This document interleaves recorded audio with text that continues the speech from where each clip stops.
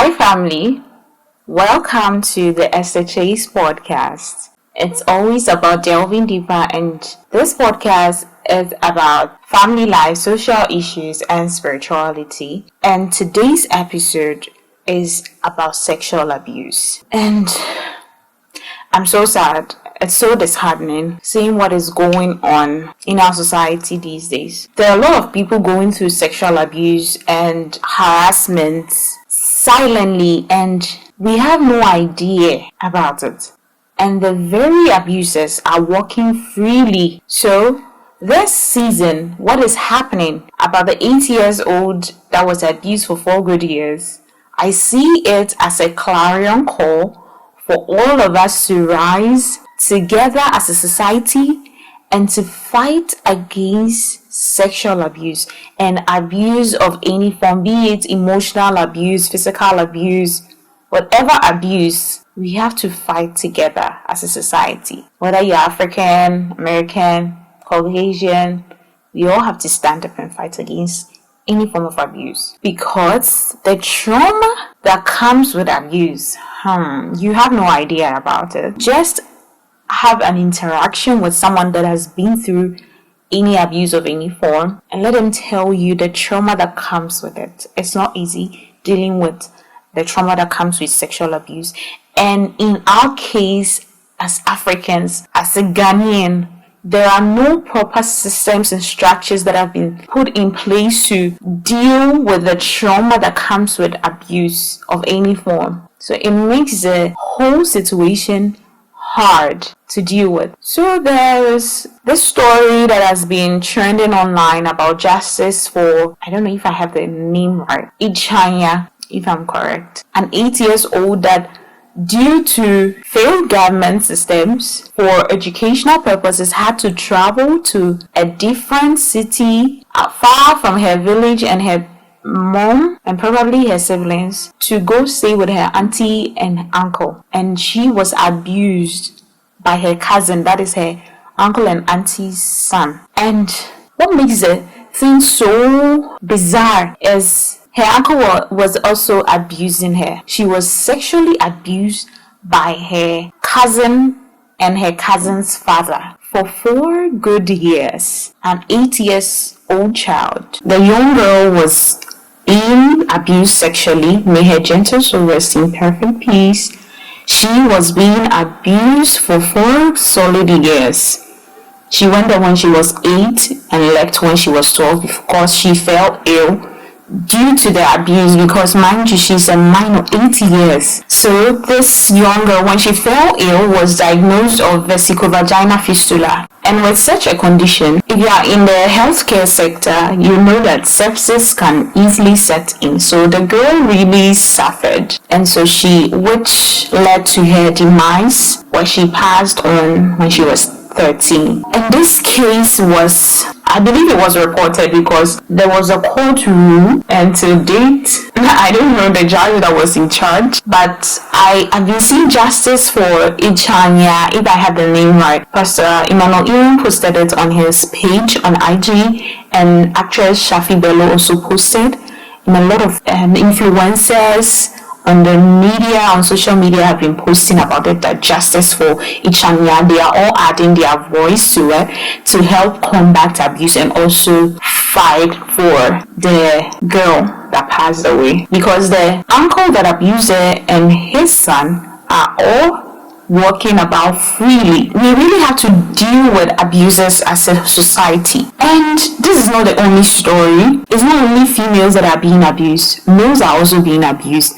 But the ratio, comparatively, the females being abused sexually is higher than males being abused sexually. Because there is nothing new under the sun. Ichanya's case is one of the many that are happening that we have no idea. Can you imagine this incident happened in 2018? Actually, she passed on in 2018, and we are in 2025 after 7 years. And now we are now hearing about this, and we are now fighting for justice for this young girl that lost her life because of abuses. So I urge all parents to be present.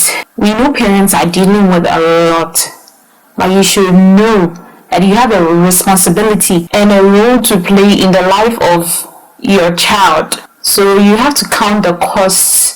And this goes to those who are about to give birth. You have to count the costs when you want to give birth to a child. That are you ready emotionally, psychologically, physically, spiritually to take good care of the child? Because this is going on. It's so rampant and people are refusing to talk. The society has cushioned us in such a way that we are afraid to talk about abuse. It's like you are committing a sin if you speak about abuse.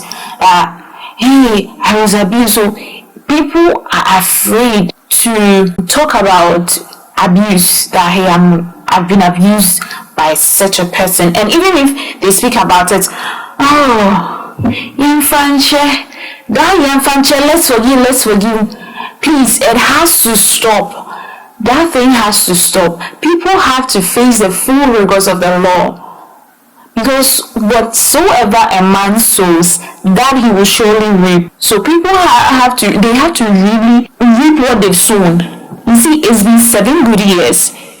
This man and his son, he's a lecturer at a polytechnic in Nigeria, one of the polytechnics, per my research, has been working about freely for 7 good years. He's been working about freely, not facing the law. But guess what? Now justice for the girl, and this man will be brought to the books. Himself and his son, they will be brought to the books. So this is a warning to every abuser to change. And also, in adding my voice to this abuse case, teachers, parents, elder siblings, relatives, can we all add our voice to teaching kids of the signs of sexual abuse, signs of an abuser? Because at my age, I know when someone is an abuser, someone is trying to have his way. I know. So can we start